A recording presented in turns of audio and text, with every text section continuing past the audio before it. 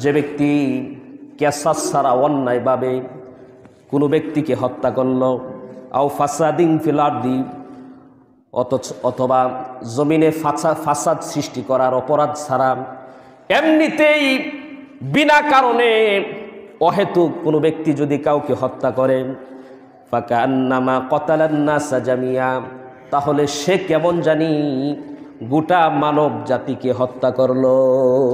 নাউজুবিল্লাহ জুড়ে বলে। একজনকে যদি কেউ হত্যা করে বিনা অপরাধে, একজনকে যদি হত্যা করে, যদিও সংখ্যাগত কয়জন?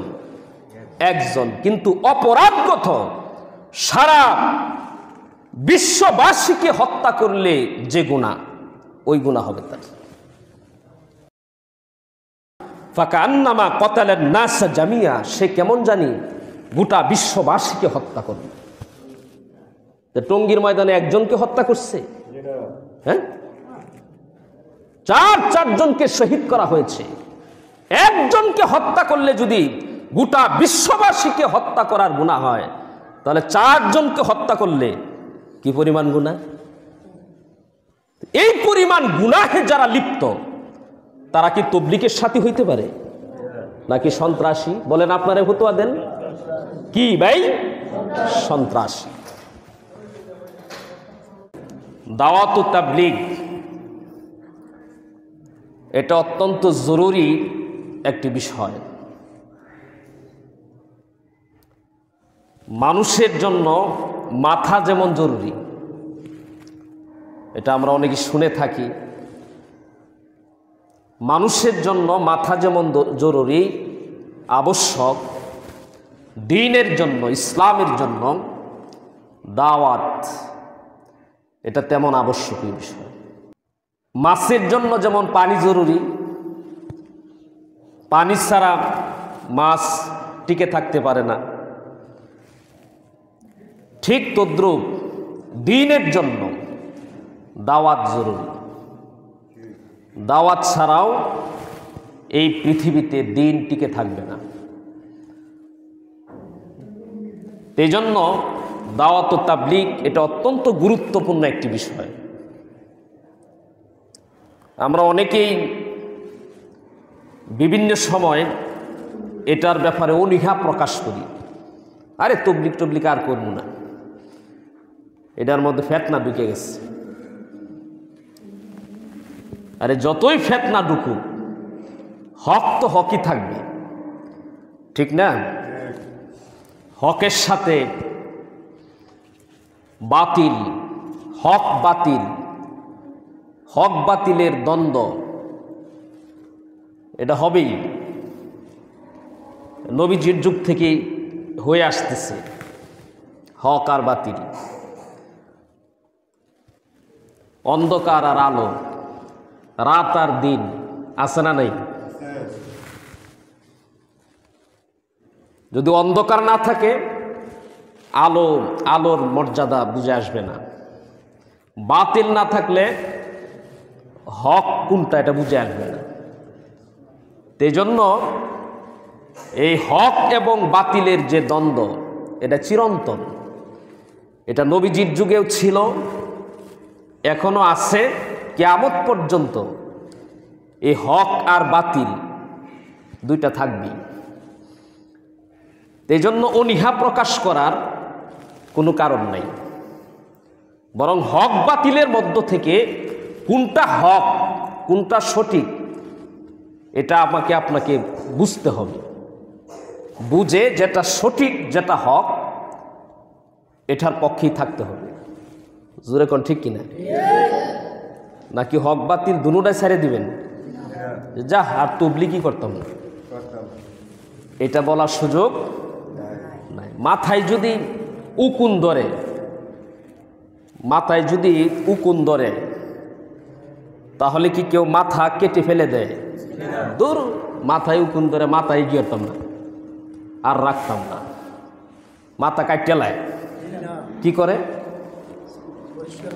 উকুন দূরীভূত করার ঔষধ, মেডিসিন, প্রতিষেধক ব্যবহার করে, যেটা ব্যবহার করলে উকুন থাকবে না। অথবা চুল কেটে ফেলে, মুন্ডিয়ে ফেলে, যে উপায় অবলম্বন করলে উকুন থাকবে না ওই উপায়টা অবলম্বন করে, কিন্তু মাথা কি করে না, কেটে ফেলে দেয় না। দাওয়াত ও তাবলীগের মধ্যেও উকুন ঢুকছে, এই জন্য কি তাবলীগই বাদ দিয়ে দিমু? উকুন চিনতে হবে, উকুন মুক্ত বানায় যেটা হক সঠিক ওইটার পক্ষেই থাকতে হবে, তাবলীগ ছাড়া যাবে না। কারণ তাবলীগ এটা আপনা আমার বানানো কোনো বিষয় নয়, এটা মানব রচিত মানুষের বানানো কোনো বিষয় তাবলীগ নয়। এই তাবলীগ এটা কোরআন হাদিস সমর্থিত, এটা আল্লাহ পাকের পক্ষ থেকে এসেছে, আল্লাহ পাকের নির্দেশ, এটা নবীওয়ালা কাজ। তাবলীগ এটা সাহাবীওয়ালা কাজ। কোরআনে কারীমের অসংখ্য আয়াতের ভিতরে আল্লাহ তাআলা এই তাবলীগের কথা বলেছেন।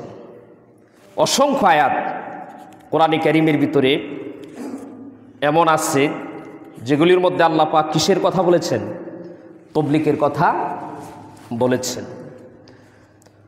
পবিত্র কোরআনে কারীমের সূরাতু আলে ইমরানের 104 নম্বর আয়াতে কারিমার ভিতরে আল্লাহ পাক স্পষ্টভাবে বলেছেন, ওয়ালতাকুম মিনকুম উম্মাতুন ইয়াদউনা ইলাল খায়রি ওয়া ইয়া'মুরুনা বিল মা'রুফ। আল্লাহ তাআলা বলেন তোমাদের মধ্যে এমন একটা দল হওয়া উচিত, অবশ্যই তোমাদের মধ্যকার এমন একটি দল হওয়া উচিত, ইয়াদউনা ইলাল খায়রি, যারা মানুষকে কল্যাণের দিকে ডাকবে, যারা মানুষকে বালাইয়ের দিকে ডাকবে, মঙ্গলের দিকে ডাকবে, ওয়া ইয়া'মুরুনা বিল মা'রুফ, এবং যারা মানুষকে সৎ কাজের আদেশ করবে, ওয়া ইয়ানহাউনা আনিল মুনকার, এবং অসৎ কাজ থেকে নিষেধ প্রদান করবে। আল্লাহ তাআলা বলেন এই কাজটা যারা করবে ওয়া উলাইকা হুমুল মুফলিহুন, তারাই হচ্ছে কামিয়াবি, তারাই হচ্ছে সফল। দেখছেন নি এই আয়াতের ভিতরে আল্লাহ তাআলা কি বললেন? সূরাত আলে ইমরানের 104 নম্বর আয়াতে যে তোমাদের মধ্যে এমন একটি জামাত হওয়া আবশ্যক যারা মানুষকে ইয়াদউনা ইলাল খায়র, মানুষকে খায়েরের দিকে ডাকবে, বালাইয়ের দিকে ডাকবে, বেনামাজি লোকগুলিকে নামাজের দিকে ডাকবে, মসজিদ বোলা লোকগুলিকে মসজিদের দিকে ডাকবে, যারা মানুষকে নেক কাজের দিকে ডাকবে, ইয়া'মুরুনা বিল মারুফ, মানুষকে সৎ কাজের আদেশ করবে, ভালো ভালো কাজ করার জন্য দিক নির্দেশনা দিবে, ওয়া ইয়ানহাউনা আনিল মুনকার, এবং অসৎ কাজ থেকে বাধা প্রদান করবে। এরকম একটা জামাত তোমাদের মধ্যে অবশ্যই থাকতে হবে। কে বলছেন? আল্লাহ পাক বলেছেন। এবং এই জামাতটাকে আল্লাহ তাআলা সফল জামাত বলেছেন। আরো সফল জামাত আছে, এটাই শুধু সফল এরকম না, এই জামাতটাকেও যারা এই কাজে নিয়োজিত, দাওয়াত ও তাবলীগের কাজে যারা নিয়োজিত, আল্লাহ তাআলা এই জামাতটাকে সফল জামাত বলেছেন, কামিয়াবি সফল জামাত বলেছেন। ওয়া উলাইকা হুমুল মুফলিহুন। তো এখানে আল্লাহ পাক রব্বুল আলামিন দাওয়াত ও তাবলীগের কথা বললেন এই আয়াতের ভিতরে। অন্য আয়াতের ভিতরে আল্লাহ তাআলা সূরাতুল মায়দার ৬৭ নম্বর আয়াতে কারিমার ভিতরে আল্লাহ তাআলা তিনার প্যারে হাবিবকে লক্ষ্য করে বলতেছেন, প্যারে হাবিব মুহাম্মদুর রাসূলুল্লাহ সাল্লাল্লাহু আলাইহি ওয়াসাল্লামকে লক্ষ্য করে গোটা উম্মতকে মেসেজ আল্লাহ পাক দিচ্ছেন, গোটা উম্মতকে আদেশ করছেন, ইয়া আইয়ুহার রাসূল বাল্লিগ। আল্লাহ তাআলা বলেন ইয়া আইয়ুহার রাসূল, হে আমার প্রিয় রাসূল, বাল্লিগ মা উনজিলা ইলাইক, আপনি তাবলীগ করুন, মা উনজিলা ইলাইকা, ওই জিনিসের তাবলীগ করুন যে জিনিস আমি আপনার কাছে নাজিল করেছি। কোরআন এবং সুন্নাত তাবলীগ করুন।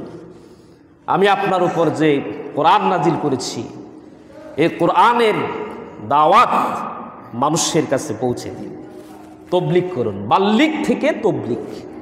তো এই আয়াতের ভিতরে আল্লাহ তাআলা সরাসরি তিনার নবীকে সম্বোধন করার মাধ্যমে গোটা বিশ্ববাসীকে আল্লাহ তাআলা তবলিগের আদেশ করলেন। কি করলেন? আদেশ করলেন, হুকুম করলেন। স্পষ্ট আয়াত, ইয়া আইয়ুহার রাসূলু বাল্লিগ মা উনসিলা ইলাইকা মির রাব্বিক। ওগো আমার প্রিয় রাসূল, আপনি ওই জিনিসের তবলিগ করুন যে জিনিস আপনার প্রভুর পক্ষ থেকে আপনার উপর নাজিল করা হয়েছে। ওই জিনিসের তবলিগ আপনি করুন।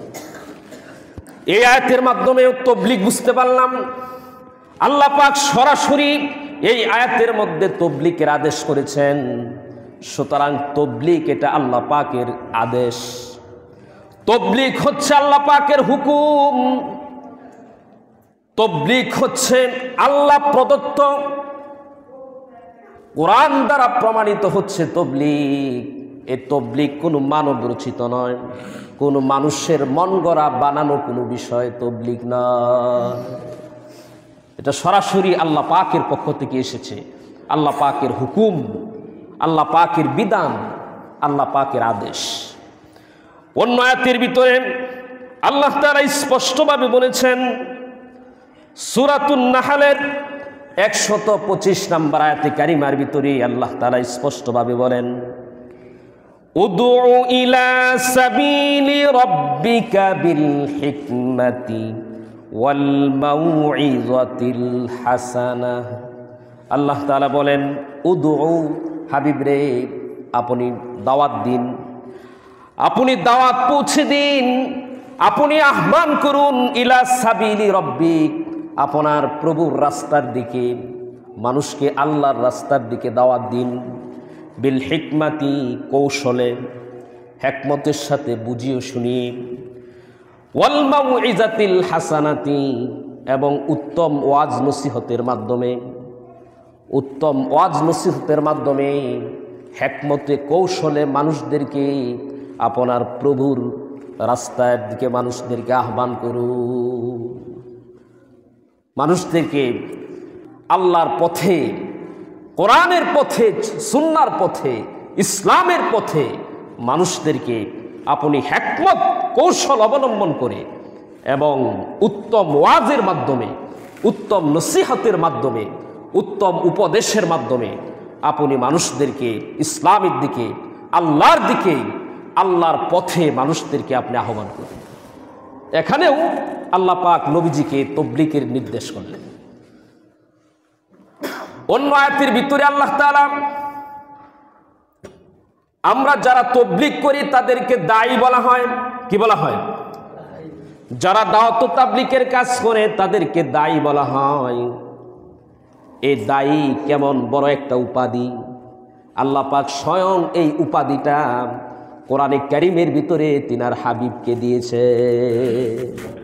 এই দায়ীটা নবীজির একটা সিফত, নবীজির একটা গুণাগুণ। আল্লাহ পাক নিজেই কোরআন শরীফের ভিতরে তিনার হাবিবকে দায়ী বলেছেন যে আমি আমার নবীকে এই পৃথিবীবাসীর জন্য দায়ী হিসাবে পাঠিয়েছি।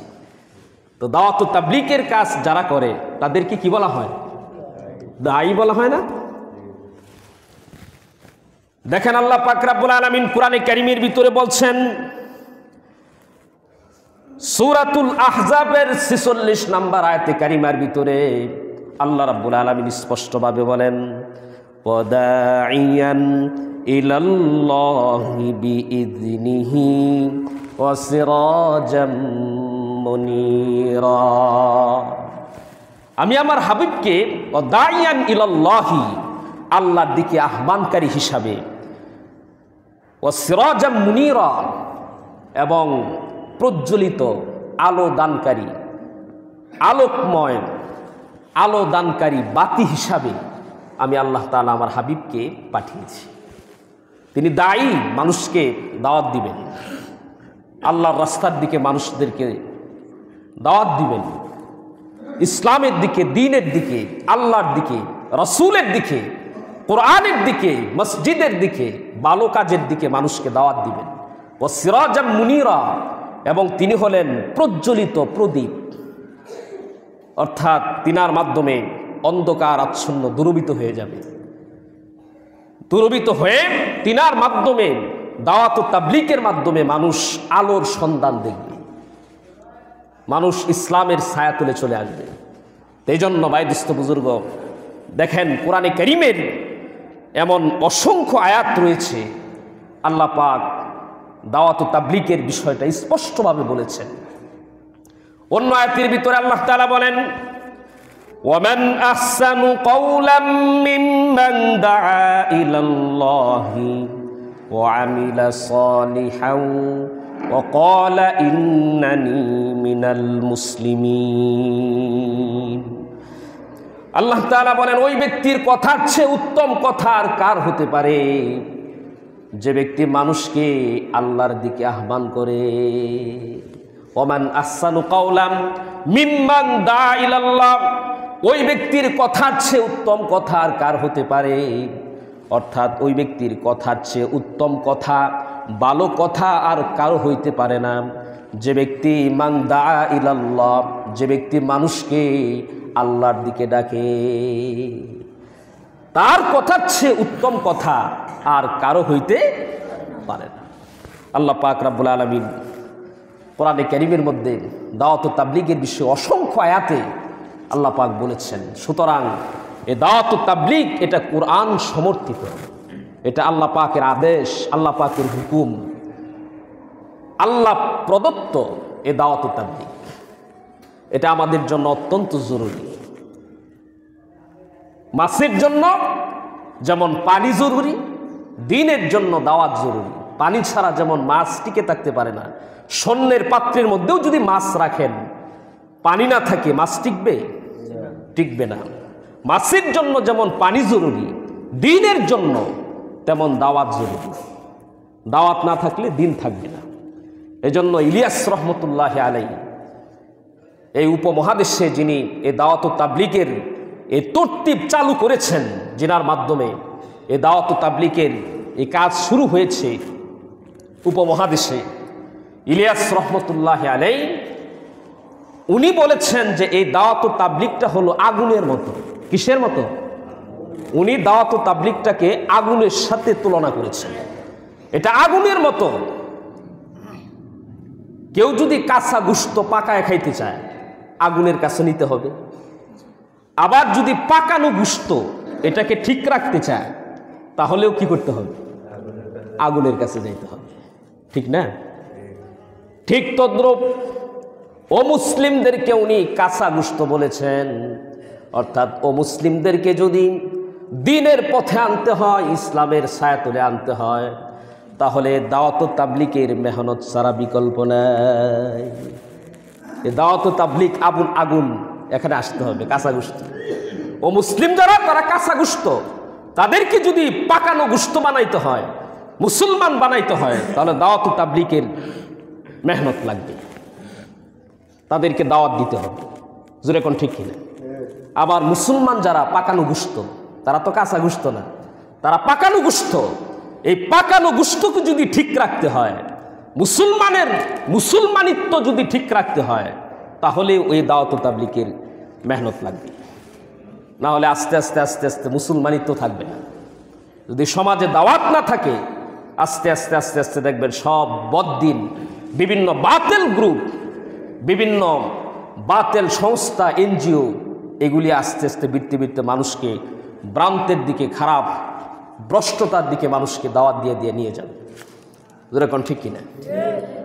ওই যে গতকালকে ফেসবুকে দেখলাম এক জায়গায় ওই কুড়িগ্রাম 300-র মতো ফ্যামিলি তারা খ্রিস্টান হয়ে গেছে। নাউজুবিল্লাহ, জোরে বলেন।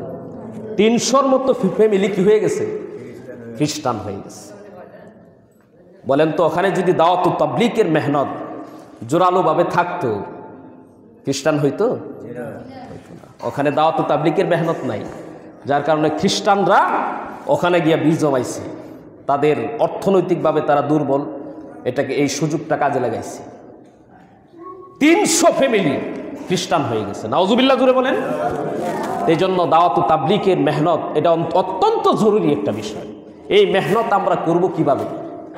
এটা যেহেতু নবীওয়ালা কাজ, নবীওয়ালা কাজ, নবীদের তরিকায় এই মেহনত করতে হবে। এখন নবী নাই, উলামায়ে কেরাম হলো নবীদের ওয়ারিস। এখন উলামায়ে কেরামের বাতলানো তরিকায় এই কাজ করতে হবে। যেরকম ঠিক কিনা? যেহেতু নবীরা নাই, তো এখন নেতৃত্ব দিবে কারা? উলামায়ে কেরাম, যারা নবীর ওয়ারিস। আল উলামা ওয়ারাসাতুল আম্বিয়া। ইলিয়াস রহমতুল্লাহ আলাই উনি মৃত্যুর আগে এই কথাই বলে গেছেন যে আমি তোমাদেরকে দিনের সাথে লাগাই দিছি, আমি চলে যাব, এখন তোমরা উলামায়ে কেরামের শরণাপন্ন হও, ওরা উলামায়ে কেরামের সাথে সম্পর্ক কায়েম করো, তাদের দিক নির্দেশনা অনুযায়ী, তাদের পরামর্শ অনুযায়ী তোমরা এই দাওয়াতের কাজ চালায়। উনি মৃত্যুর আগে এই কথা কি করছে? বলে গেছে। সুতরাং এই দাওয়াত ও তাবলীগের কাজ আমরা উলামায়ে কেরামের নেতৃত্বে করতে চাই। জোরে কোন ঠিক কিনা? হ্যাঁ, যে দাওয়াত ও তাবলীগের ক্ষেত্রে ম্যাক্সিমাম উলামায়ে কেরাম, অধিকাংশ উলামায়ে কেরাম যেটার সাথে, আমরা ওইটার সাথে আছি। কারণ উলামায়ে কেরাম হলো ইঞ্জিন। গাড়ির যদি ইঞ্জিন না থাকে চলবে? যতই তেল পেট্রোল যত কিছুই দেন, যদি ইঞ্জিন না থাকে তাহলে তো গাড়ি চলবে না। উলামায়ে কেরাম হলো দ্বীনের ইঞ্জিন। দ্বীনের কাজ করতে হলে উলামায়ে কেরামের পরামর্শ নিয়ে করতে হবে। উলামায়ে কেরামের তত্ত্বাবধানে দ্বীনের কাজ চলবে। জোরে কোন ঠিক কিনা? নাকি সন্ত্রাসী বাহিনীর নেতৃত্বে চলবে? যাদের হাত উলামায়ে কেরামের রক্তে রঞ্জিত, যাদের হাত মাসুম বাচ্চা তালিবুল ইলম, যাদেরকে নবী করিম সাল্লাল্লাহু আলাইহি ওয়াসাল্লাম জান্নাতি বলেছেন, যে ব্যক্তি পৃথিবীর জমিনে জান্নাতি লোক দেখতে চায় সে যেন মাদ্রাসার তালিবুল ইলম মাসুম বাচ্চাদের দিকে তাকায়, তারা জান্নাতি। এই জান্নাতি তালিবুল ইলমদের রক্তে যাদের হাত রঞ্জিত, মুমিনের রক্তে, মুবাল্লিগিনদের রক্তে যাদের হাত রঞ্জিত, তাদের নেতৃত্বে, তাদের তত্ত্বাবধানে এ দাওয়াত ও তাবলীগের কাজ চলতে পারে? বলেন পারে? আরে ভাই, দাওয়াত ও তাবলীগ তো কখনো মারামারি শিখায় না। দাওয়াত ও তাবলীগ সহানুভূতি শিখায়। দেখবেন চর মারছেন, দাওয়াত ও তাবলীগ আপনি হাত আর হাতায় দিচ্ছে, ভাই ব্যথা পাইছেননি, এটা দাওয়াত ও তাবলীগের বৈশিষ্ট্য। ওই দিন এক মুরব্বী বলতেছিলেন যে কাকরাইল মসজিদেও জুতা চুরি হয় না? চুর যদি ধরা পড়ে তাহলে তাকে পিটানো হয় না। কাকরাইল মসজিদের নিয়ম হইল, তবলীগের নিয়ম হইল, যদি চুর ধরা পড়ে তারে পিটাইবা না, তারে বুঝাইয়া শুনাইয়া চিল্লাই ফাটাই দাও। সুবহানাল্লাহ জোরে বলেন। বুঝাইয়া শুনাইয়া চিল্লাই ফাটাই দেওয়া হয়, আল্লাহ রাস্তায় পাঠাই দেওয়া হয়। তো যেখানে তবলীগের উসুল হইল যে চুর ধরা পড়লে তাকে মারা যাবে না, তাকে বুঝাইয়া শোনায় আল্লাহ রাস্তায় পাঠিয়ে দিতে হবে, তখন সেখানে আপনারা শুনেছেন 2018 সালেও এই ঘটনা ঘটেছে। টঙ্গীর ময়দানে এই সাদিয়ানি সন্ত্রাসী বাহিনী তারা শত শত তালিবুল ইলমদেরকে রক্তাক্ত করেছে। শত শত উলামায়ে কেরাম এবং মাদ্রাসা ছাত্রদের রক্তে তাদের হাত রঞ্জিত করেছে। এবং ইদানিং আপনারা শুনেছেন এই 2024 সালে ইদানিং তারা টঙ্গীর ময়দানে ঘুমন্ত মানুষের উপর, তাহাজ্জুদরত মুবাল্লিগিন মুমিন ভাইদের উপর তারা গভীর রাতে 3টা সাড়ে 3টার সময় তারা অতর্কিত হামলা করেছে এবং প্রায় 4 জনকে তারা শহীদ করেছে। অসংখ্য মানুষের রক্তে তাদের হাত রঞ্জিত করেছে। শত শত মুবাল্লিগিন তারা আহত হয়েছে। আচ্ছা বলেন, যেখানে তবলীগের উসুল হইল চুরকে ধরলে তাকে মারা যাবে না, তাকে বুঝায় শুনে আল্লাহ রাস্তায় পাঠিয়ে দিতে হবে, ওখানে গভীর রাত্রে তাহাজ্জুদরত মুসল্লিদের উপর আক্রমণ, এটা কি তবলীগি মিজাজ? বলেন। এই কাজ যারা করার পরেও যদি নিজেদেরকে তবলীগি দাবি করে যে আমরা তবলীগের কাজ করি, আসলে কি তারা তাবলীগের কাজ করে না সন্ত্রাস? বলেন আপনারাই, সন্ত্রাস। নবী করিম সাল্লাল্লাহু আলাইহি ওয়াসাল্লাম হাদিসের মধ্যে বলেন, সিবাবুল মুসলিমি ফুসুকুন ওয়া কিতালুহু কুফরুন। মুসলমানকে গালি দেওয়া এটা ফাসিকি, পাপাচার। ওয়া কিতালুহু কুফরুন, বুখারী শরীফের 48 নম্বর হাদিস। মুসলমানকে গালি দেওয়া এটা হলো পাপাচার, গুনাহ। ওয়া কিতালুহু কুফরুন, আর কোনো মুসলমানের সাথে যুদ্ধ করা, তার সাথে বিবাদে লিপ্ত হওয়া, এটা হচ্ছে কুফরি কাজ, কুফরি কাজ। তো যেখানে একজন মুসলমানের সাথে বিবাদে লিপ্ত হওয়া, একজন মুসলমানের সাথে যুদ্ধ করা, এটা যদি কুফরি হইতে পারে, তো একজন মুসলমানকে হত্যা করে ফেলা এটা কত মারাত্মক গুনাহ হতে পারে। এটা বুখারী শরীফের হাদিস, কত মারাত্মক গুনাহ। আল্লাহ পাক রব্বুল আলামিন সূরাতুল মায়েদার 32 নম্বর আয়াতে কারিমার ভিতরে বলেন, আন্নাহু মান ক্বাতালা নাফসান বিগাইরি নাফসিন আও ফাসাদিন ফিল আরদি ফাকাআন্না জামিআ। সূরা 32 নম্বর কারিমার,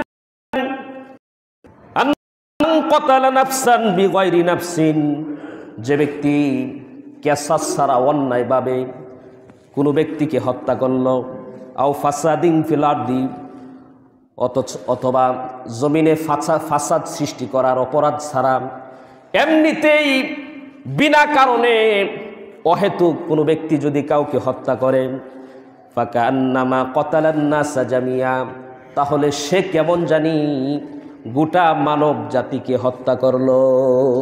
নাউজুবিল্লাহ। জুড়ে বলে, একজনকে যদি কেউ হত্যা করে বিনা অপরাধে, একজনকে যদি হত্যা করে, যদিও সংখ্যাগত কয়জন? একজন, কিন্তু অপরাধগত সারা বিশ্ববাসীকে হত্যা করলে যে গুনাহ, ওই গুনাহ হবে তার। ফাকান্নামা ক্বাতালান নাসা জামিয়া, সে কেমন জানি গোটা বিশ্ববাসীকে হত্যা করবে। টঙ্গীর ময়দানে একজনকে হত্যা করছে, হ্যাঁ, চারজনকে শহীদ করা হয়েছে। একজনকে হত্যা করলে যদি গোটা বিশ্ববাসীকে হত্যা করার গুনাহ হয়, তাহলে 4 জনকে হত্যা করলে কি পরিমাণ গুনাহ। এই পরিমাণ গুনাহে যারা লিপ্ত, তারা কি তাবলীগের সাথী হইতে পারে নাকি সন্ত্রাসী? বলেন, আপনারা ফতোয়া দেন। কি ভাই? সন্ত্রাসী। অন্য আয়াতের ভিতরে আল্লাহ তাআলা বলেন, ওয়ামান ইয়াকতুল মুমিনান মুতাআম্মিদান, কোন ব্যক্তি যদি কোনো মুমিনকে ইচ্ছাকৃতভাবে কতল করে হত্যা করে, ফাজাযাউহু জাহান্নাম, 1 নাম্বার হলো তার শাস্তি হলো জাহান্নাম। জাহান্নামই তো শাস্তির জন্য যথেষ্ট, আর লাগেনি? আল্লাহ পাক এতটুক বলে শেষ করেন নাই। আল্লাহ বলেছেন যে ব্যক্তি কোনো মুমিনকে ইচ্ছাকৃতভাবে হত্যা করে, ফাজাযাউহু জাহান্নাম, তার প্রতিদান হলো জাহান্নাম। এতটুক বলেই আল্লাহ পাক শেষ করেন নাই। এরপরে বলতেছেন, এটা সূরা নিসার 93 নম্বর আয়াত, খালিদান ফিহা, 2 নাম্বার শাস্তি হলো, 1 নাম্বার শাস্তি হলো তার ঠিকানা হলো জাহান্নাম, 2 নাম্বার হলো খালিদান ফিহা, সে জাহান্নামের মধ্যে চিরস্থায়ী হবে, জাহান্নাম থেকে কখনো বের হইতে পারবে না। অন্যান্য গুনাহ করলে তো একটা পরিমাণ জাহান্নামে সে জ্বলবে, এরপরে জান্নাত দেওয়া হবে।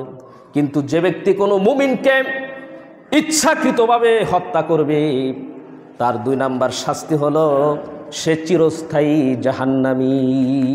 নাউজুবিল্লাহ। জুড়ে বলেন, চিরস্থায়ী জাহান্নামী বললেই তো যথেষ্ট।